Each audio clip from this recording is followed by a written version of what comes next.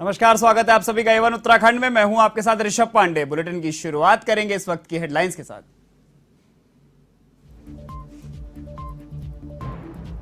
मुख्यमंत्री पुष्कर सिंह धामी का दिल्ली दौरा, राष्ट्रपति चुनाव के नामांकन में हुए शामिल। तो वहीं प्रधानमंत्री नरेंद्र मोदी से की मुलाकात, जीएसटी क्षतिपूर्ति की अवधि बढ़ाने सहित कई मुद्दों पर हुई चर्चा।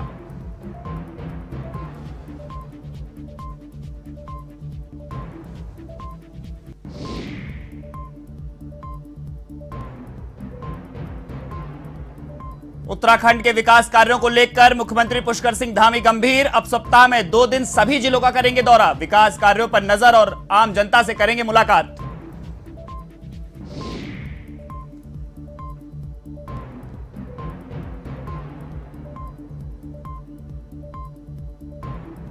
भाजपा प्रदेश अध्यक्ष मदन कौशिक की अध्यक्षता में देहरादून कार्यालय में बैठक, संगठन के कार्यक्रम और आगामी रणनीति पर की गई चर्चा। प्रदेश महामंत्री अजय कुमार भी रहे मौजूद।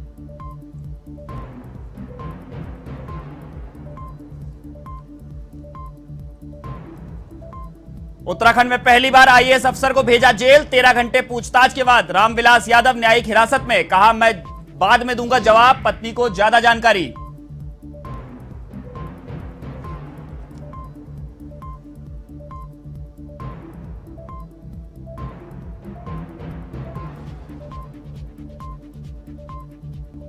उत्तराखंड में भूस्खलन का खतरा, पर्यटन और मौसम विभाग की एडवाइजरी जारी। 4 धाम यात्रियों से की अपील, मौसम का हाल जानकर करें यात्रा। तो 25 जून के बाद मानसून की चेतावनी।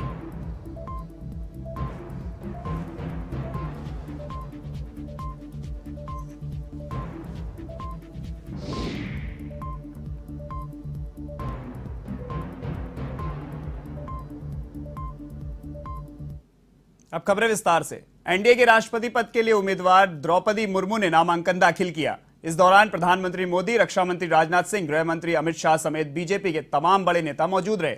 द्रौपदी मुर्मू के नामांकन में पीएम मोदी प्रस्तावक और राजनाथ सिंह अनुमोदक बने हैं। इतना ही नहीं, द्रौपदी मुर्मू के नामांकन के दौरान एनडीए की एकजुटता भी नजर आई। द्रौपदी मुर्मू के नामांकन के दौरान तमाम बीजेपी नेता मौजूद रहे। इसके अलावा बीजेपी शासित प्रदेशों के सीएम भी मुर्मू के नामांकन में पहुंचे। इस दौरान जदयू बीजेपी के नेता भी मौजूद रहे। बीजेपी प्रमुख नवीन पटनायक और आंध्र प्रदेश के सीएम जगन मोहन रेड्डी द्रौपदी मुर्मू के समर्थन देने का ऐलान कर चुके हैं। आपको बता दें कि द्रौपदी मुर्मू ने 4 सेट का नामांकन भरा। पहले सेट में प्रधानमंत्री मोदी प्रस्तावक बने और राजनाथ सिंह अनुमोदक हैं। इस सेट में बीजेपी संसदीय बोर्ड के सदस्य, केंद्रीय मंत्री और राज्य मंत्री हैं। इस सेट में अभी तक 60 प्रस्तावक का नाम है और 60 अनुमोदक का, यानी हर तरह से सेट में 120 नाम है।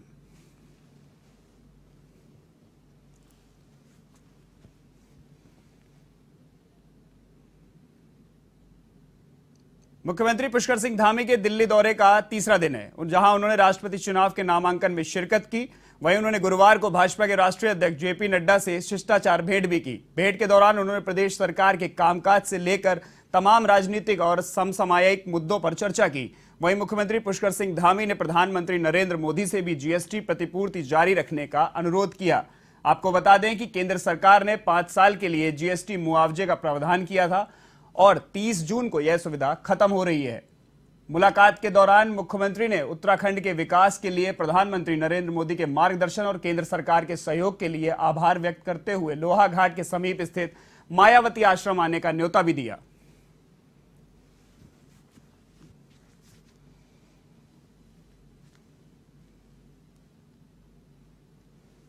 देखिए, जिस समय देश में जीएसटी लागू हुआ था उस समय राज्यों को ये आशंका थी कि उनकी क्षति होगी और जितना उनको कर से राजस्व मिल रहा है जीएसटी लगने के बाद शायद उतना राजस्व वो कलेक्ट नहीं कर पाएंगे। तो उसके समाधान के लिए केंद्र ने उस समय 5 साल के लिए जीएसटी प्रतिपूर्ति करने का, जो क्षति होगी उसका प्रतिपूर्ति करने का आश्वासन दिया था। वो 5 साल इस माह पूरे हो रहे हैं, लेकिन इस बीच 2 वर्ष कोरोना के कारण से बहुत विषम परिस्थितियों वाले गए और जो राज्य उसकी अल्टरनेट व्यवस्था थोड़ी बहुत कर सकते थे वो भी नहीं हो पाई। 30 जून को उत्तराखंड के मुख्यमंत्री पुष्कर सिंह धामी अपने दूसरे कार्यकाल के 100 दिन पूरा करने वाले हैं। आपको बता दें कि मुख्यमंत्री पुष्कर सिंह धामी अब सप्ताह में 2 दिन प्रत्येक जिले का दौरा करेंगे।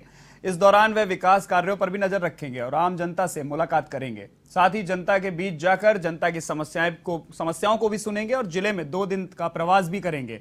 अपर मुख्य सचिव राधा रतूड़ी ने बताया कि सीएम पुष्कर सिंह धामी अब हफ्ते में 2 दिन प्रदेश के प्रत्येक जिले का दौरा कर विकास कार्यों पर नजर रखेंगे और आम जनता से मुलाकात करेंगे। इसके लिए शुक्रवार और शनिवार के दिन निर्धारित किए गए हैं।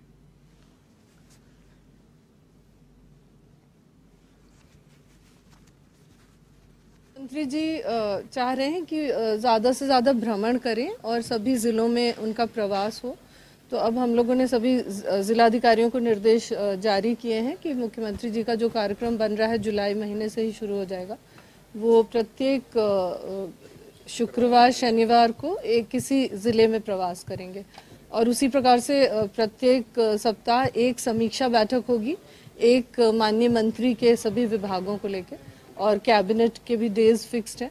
तो ये एक बेहतर व्यवस्था बनाने का प्रयास है जो मुख्यमंत्री कार्यालय की ओर से किया जा रहा है। मुख्यमंत्री जी का ये बहुत ही अभिनव प्रयास है और बहुत ही अच्छा विचार है, क्योंकि लोकतंत्र में संवाद से ही समस्याओं का समाधान होता है और संवाद करने के लिए प्रवास आवश्यक है।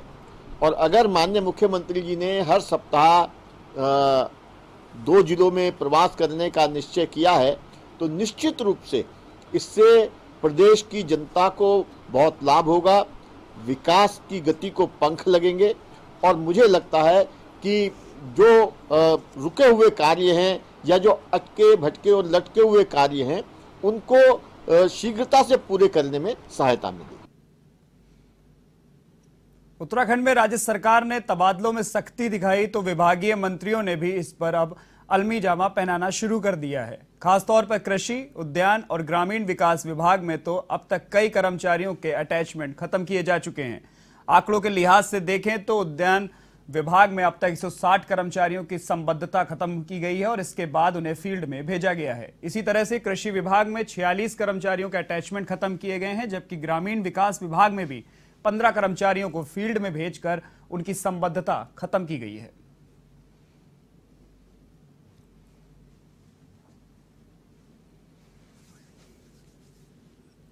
सबसे पहले मैंने जिन अधिकारियों को फील्ड में होना चाहिए था और वो देहरादून में बैठे हुए थे, मैंने 100 हॉर्टिकल्चर के अंदर 160 कर्मचारियों का मैंने अटैचमेंट समाप्त किया है, उनको फील्ड पर भेजा है।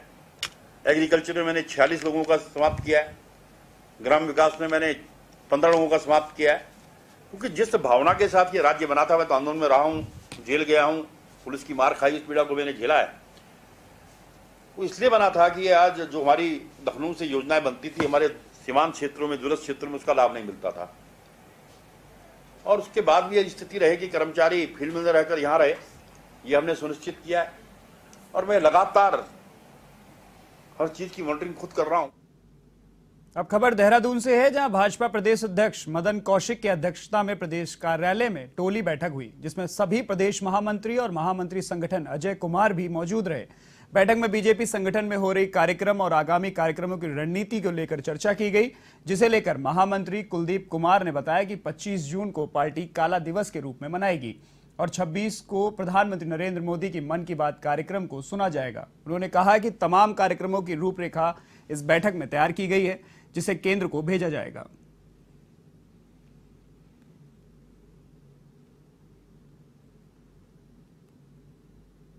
ये प्रदेश की टोली बैठक है जिसमें सभी महामंत्री और अध्यक्ष जी उसकी अध्यक्षता करते हैं। कुल मिलाकर के जो हमारा 1 जून से लेकर के 15 जून तक का सेवा, सुशासन और गरीब कल्याण का पखवाड़ा था, उसमें क्या कार्यक्रम हुए और उन कार्यक्रमों को कि पूरा डाटा हम लोग कलेक्ट करके केंद्र को भेजेंगे, ये इसमें निर्णय हुआ है। इसके साथ साथ हमारे जो कार्यक्रम चल रहे हैं, जैसे योग दिवस है, 23 तारीख को श्यामा प्रसाद मुखर्जी का बलिदान दिवस है, 25 तारीख को संविधान की जो हत्या जिस प्रकार से कांग्रेस ने की थी, तो उस पर हम काला दिवस के रूप में उसको मनाते हैं। और उसके पश्चात 26 तारीख को मन की बात और 26 तारीख से लेकर के 6 जुलाई तक अपने वृक्षारोपण का सघन कार्यक्रम पूरे प्रदेश के अंदर होगा, ऐसा टोली के अंदर निर्णय हुआ है। पौड़ी जिला अधिकारी डॉक्टर विजय कुमार जोगदंडे की अध्यक्षता में जिला सलाहकार समिति PCPNDT की बैठक आयोजित हुई। बैठक में जिला अधिकारी ने PCPNDT के तहत जन्म रजिस्ट्रेशन सिस्टम और आशा प्रोग्राम के आंकड़ों की जानकारी ली। उन्होंने निर्देशित किया कि विकास खंड वार सही रिपोर्ट कर सही आंकड़े प्रस्तुत करें। इस अवसर पर मुख्य चिकित्सा अधिकारी डॉक्टर प्रवीण कुमार, जिला पंचायत अधिकारी संतोष खेतवाल, डॉक्टर किरण समेत अनेक लोग मौजूद रहे।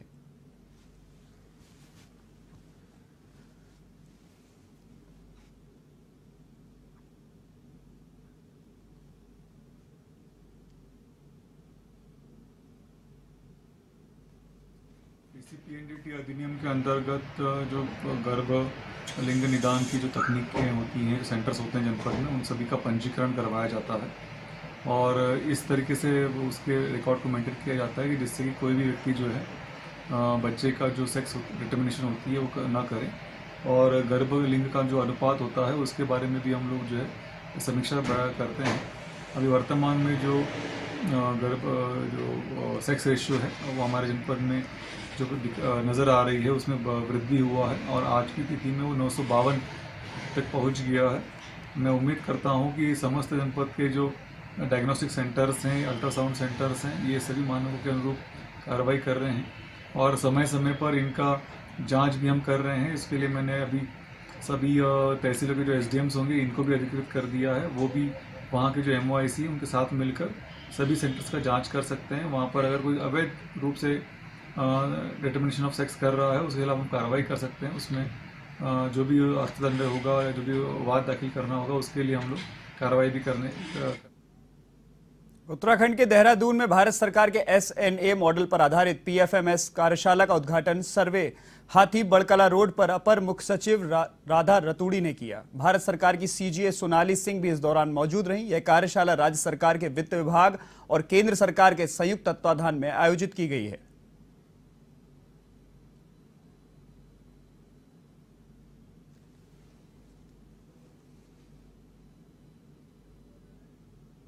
फाइनेंस डिपार्टमेंट ऑफ एक्सपेंडिचर की तरफ से ये जो नए इनिशिएटिव्स हैं पब्लिक फाइनेंस मैनेजमेंट के, उस सिलसिले में हम लोग ये वेरियस वर्कशॉप्स और वेबिनार्स वगैरह ऑर्गेनाइज कर रहे हैं 75th ईयर ऑफ आज़ादी का अमृत महोत्सव को सेलिब्रेट करने के लिए। माननीय प्रधानमंत्री जी ने जो लास्ट ईयर डिक्लेयर किया था and so this is one of the activities जो हमारा डिपार्टमेंट कर रहा है। उसकी आज वर्कशॉप का लॉन्च है। स्पेसिफिकली जो fund management initiative single nodal account का है, जिसमें स्टेट गवर्नमेंट्स का बहुत सहयोग है, उत्तराखंड गवर्नमेंट का बहुत सहयोग है, for which we are thankful. Uttarakhand government also is doing very well in that, so we are thankful for that. So it's a workshop to showcase कि इस fund management system में क्या-क्या करना है, also to help people. इससे cash management, better monitoring for the centrally sponsored schemes जो funds release होते हैं. So ये सारी achievements we hope states will have the benefit of that. मंत्री जी चाह रहे हैं कि ज़्यादा से ज़्यादा भ्रमण करें और सभी ज़िलों में उनका प्रवास हो। तो अब हम लोगों ने सभी ज़िलाधिकारियों को निर्देश जारी किए हैं कि मुख्यमंत्री जी का जो कार्यक्रम बन रहा है जुलाई महीने से ही शुरू हो जाएगा, वो प्रत्येक शुक्रवार शनिवार को किसी ज़िले में प्रवास करेंगे और उसी प्रकार से प्रत्येक सप्ताह एक समीक्षा बैठक होगी, एक माननीय मंत्री के सभी विभागों को लेकर, और कैबिनेट के भी डेज फिक्स्ड हैं। तो ये एक बेहतर व्यवस्था बनाने का प्रयास है जो मुख्यमंत्री का स्वागत है। आय से अधिक संपत्ति के मामले में विजिलेंस दफ्तर में करीब 13 घंटे की लंबी पूछताछ के बाद IAS रामविलास यादव को गिरफ्तार कर लिया गया है। विजिलेंस ने उन्हें न्यायालय में पेश किया, जहां से उन्हें 14 दिन की न्यायिक हिरासत में जेल भेज दिया गया है। यादव ने किसी भी सवाल का वाजिब जवाब नहीं दिया है। आपको बता दें, यादव ने इनमें से ज्यादातर पर कहा कि बाद में उत्तर देंगे। यही नहीं, बहुत से सवालों को उन्होंने पत्नी पर टाल दिया। कहा कि संपत्ति, बैंक लॉकर, लेन देन के बारे में पत्नी बता सकती हैं।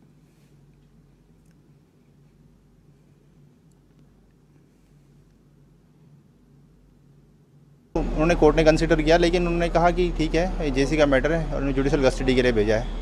इन्वेस्टिगेशन का पार्ट बोल के जुडिशियल कस्टडी के लिए भेजा है, 14 डेज की कस्टडी।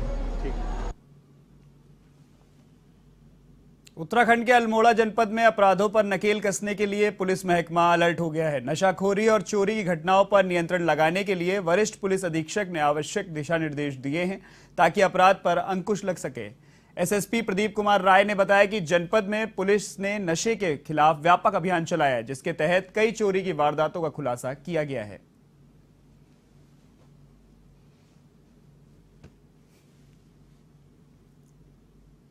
उन चोरियों की भी समीक्षा की जा रही है कि वो चोरियां किसने की, कैसे की, तो उस पर भी हम लगातार ध्यान दे रहे हैं। इसके पहले भी जो हम यहाँ पे आने के बाद एक चोरी हुई थी, मंदिर के भीतर चोरी हुई, तत्काल उसका खुलासा हो गया था। तो वैसे अन्य केंद्र सरकार की अग्निपथ योजना का देश भर में विरोध हो रहा है। राजनीतिक दलों के बाद अब किसान और मजदूर संगठन भी युवाओं के समर्थन में उतर आए हैं। राष्ट्रव्यापी बंद के आह्वान पर अल्मोड़ा में उत्तराखंड किसान सभा ने चौघटा पाटन में गांधी पार्क में धरना प्रदर्शन किया। इस दौरान वक्ताओं ने कहा कि केंद्र सरकार ने बिना किसी राय के अग्निपथ योजना का ऐलान कर दिया। यह योजना सेना भर्ती की तैयारी कर रहे युवाओं के हितों में कुठाराघात है।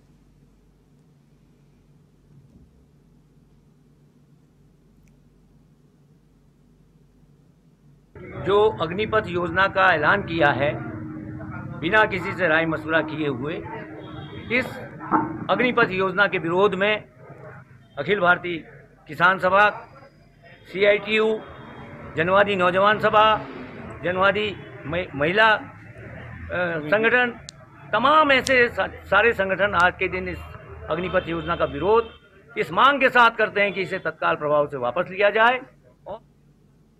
अब खबर उत्तराखंड के पचवादनू से है, जहां भारतीय किसान यूनियन के अध्यक्ष प्रवींद्र चौधरी के नेतृत्व में SDM को राष्ट्रपति के नाम ज्ञापन सौंपा गया, जिसमें अग्निवीर योजना को युवा विरोधी योजना बताया गया और केंद्र सरकार से इस बारे में सदन में पुनः विचार कर लागू करने की मांग की गई है।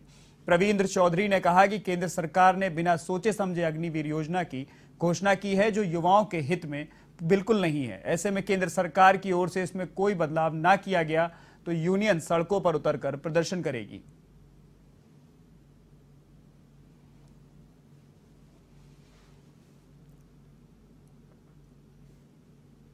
हमने SDM विकास केंद्र के माध्यम से महामहिम राष्ट्रपति जी के नाम एक ज्ञापन दिया है, जो केंद्र सरकार बिना विचार विमर्श करे योजना लाई है अग्निपथ योजना के नाम से, उसको हम चाहते हैं कि उस योजना को संसद में लाए, चर्चा करें, फिर उसमें बदलाव करके उसे लागू करें या इस योजना को वापस लें।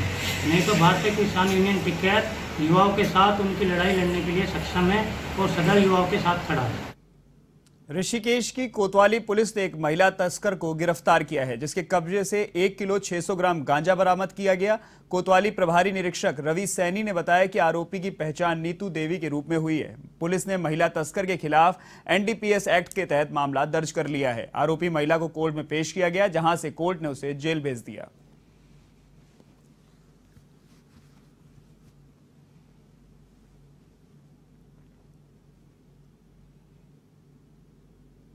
अब खबर उत्तराखंड के लक्सर से है, जहां मुंडा खेड़ा कला गांव में गन्ने के खेत में गुलदार का शव मिलने से किसानों में हड़कंप मच गया। किसानों की सूचना पाकर लक्सर वन क्षेत्राधिकारी गौरव कुमार अग्रवाल मैं टीम के मौके पर पहुंचे और गुलदार के शव को कब्जे में लेकर पोस्टमार्टम के लिए भेज दिया गया। आपको बता दें, गौरव अग्रवाल ने बताया कि गुलदार की मौत का कारण पोस्टमार्टम की रिपोर्ट के बाद ही पता चल पाएगा। तो वहीं पुलिस ने पूरे मामले की जाँच शुरू कर दी है।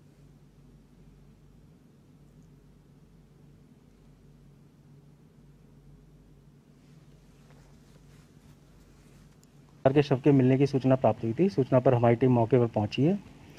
मृत्यु के कारणों का भी पता नहीं चल पाया है, पोस्टमार्टम के बाद ही पता चल पाएगा।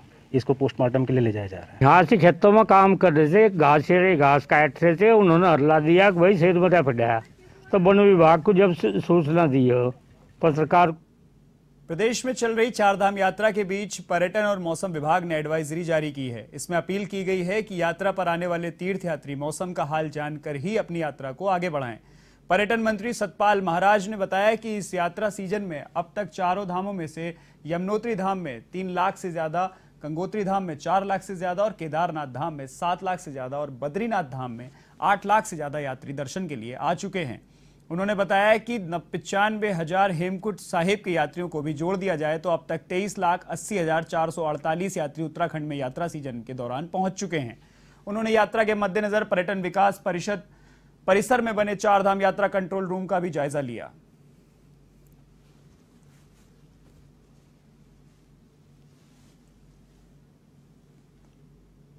इस बुलेटिन में फिलहाल के लिए इतना ही। देश और दुनिया की तमाम खबरों के लिए देखते रहिए वन टीवी। नमस्कार।